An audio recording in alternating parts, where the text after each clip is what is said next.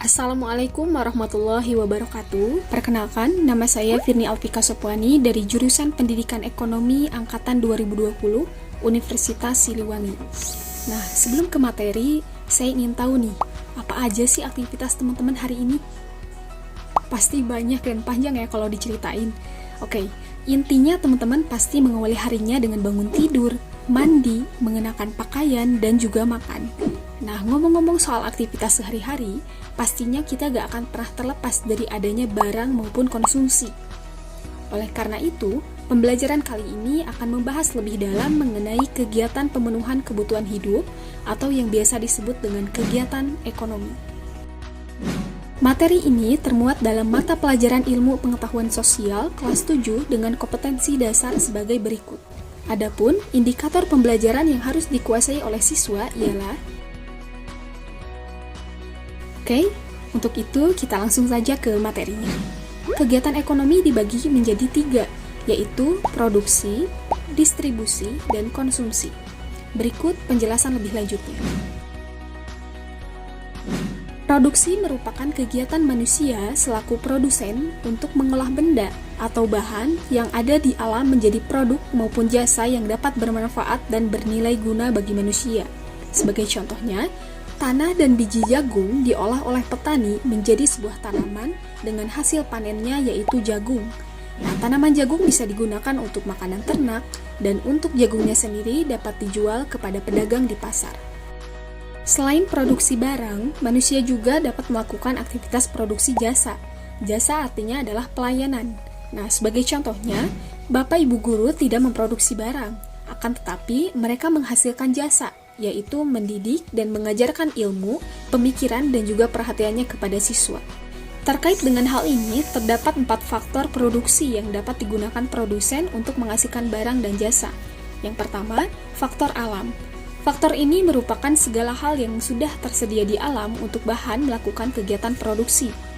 Contohnya, tanah, kayu, air, hasil hutan, dan juga barang tambang. Yang kedua, faktor tenaga kerja. Faktor ini merupakan sumber daya manusia yang dialokasikan untuk memproduksi atau menghasilkan barang dan jasa. Tenaga kerja sendiri dibedakan menjadi 3 kriteria. Yang pertama, tenaga kerja terdidik, yaitu tenaga kerja yang menempuh pendidikan formal, contohnya adalah guru dan dokter. Yang kedua, tenaga kerja terlatih, yaitu tenaga kerja yang terampil melalui adanya pelatihan atau pengalaman, contohnya montir dan juga penjahit. Yang ketiga, tenaga kerja tidak terdidik dan tidak terlatih. Contohnya adalah tukang sapu dan kuli bangunan.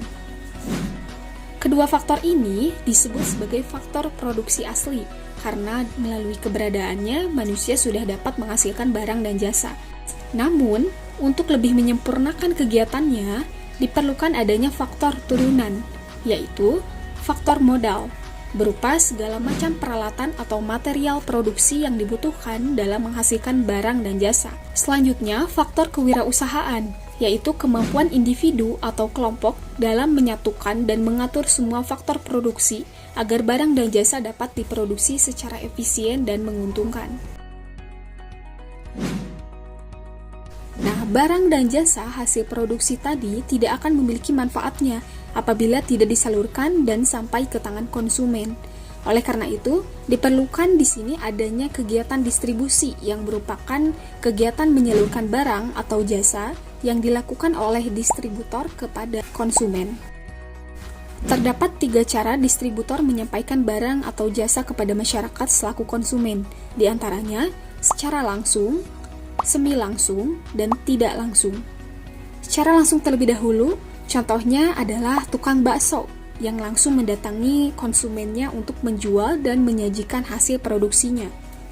Yang kedua, semi langsung, contohnya adalah pabrik tekstil yang menjual pakaian hasil produksinya melalui penyalur khusus sebelum disalurkan kepada pedagang toko. Terakhir, secara tidak langsung, yaitu penyaluran barang melalui agen, grosir, dan pedagang kecil yang bertindak sebagai perantara. Konsumsi diartikan sebagai kegiatan memakai, menggunakan, atau menghabiskan nilai barang dan jasa. Di dalam ilmu ekonomi, pelaku konsumsi dapat dikelompokkan menjadi 3, yaitu yang pertama kegiatan konsumsi rumah tangga keluarga. Kegiatan konsumsi ini dilakukan oleh sekelompok orang yang dipersatukan oleh pertalian darah dan tinggal dalam satu rumah. Contohnya adalah konsumsi keluarga atas bahan makanan, pakaian, dan listrik. Perlu diingat teman-teman, tingkat konsumsi satu keluarga dengan keluarga lain tentu akan berbeda, karena dalam hal ini dipengaruhi oleh berbagai faktor. Yang pertama, faktor pendapatan, kedua, jumlah anggota keluarga, ketiga, gaya hidup, keempat, latar belakang pendidikan, dan yang kelima, lingkungan tempat tinggal. Kelompok selanjutnya adalah kegiatan konsumsi rumah tangga perusahaan. Konsumsi ini berupa kegiatan konsumsi terhadap bahan baku, tenaga kerja, dan juga modal yang dilakukan oleh perusahaan. Perusahaan selalu menggunakan prinsip ekonomi dalam kegiatan produksinya, yaitu menekan biaya demi memperoleh laba yang tinggi. Terakhir, kegiatan konsumsi negara, yaitu kegiatan konsumsi yang dilakukan sebuah negara dengan tujuan memenuhi atau melayani kebutuhan masyarakatnya. Contohnya dapat kita perhatikan di sekitar kita, yaitu membangun jalan, rumah sakit, memberikan subsidi, ataupun membayar gaji pegawai negeri sipil.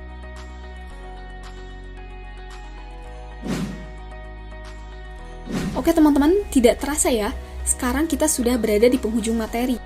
Kesimpulannya, setiap manusia pasti tidak akan terlepas dari kegiatan dalam memenuhi kebutuhan hidupnya. Nah, berbagai kegiatan ini disebut dengan kegiatan ekonomi. Adapun kegiatannya terdiri atas produksi, distribusi, dan konsumsi.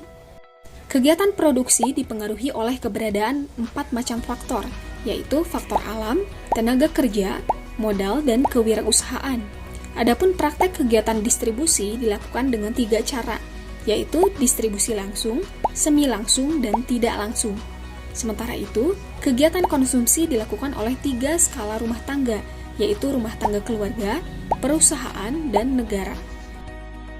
Sekian pemaparan materi mengenai kegiatan ekonomi yang dapat saya sampaikan. Semoga teman-teman dapat menyimaknya dengan baik dan memperoleh manfaat ilmu di dalamnya. Terima kasih. Wassalamualaikum warahmatullahi wabarakatuh.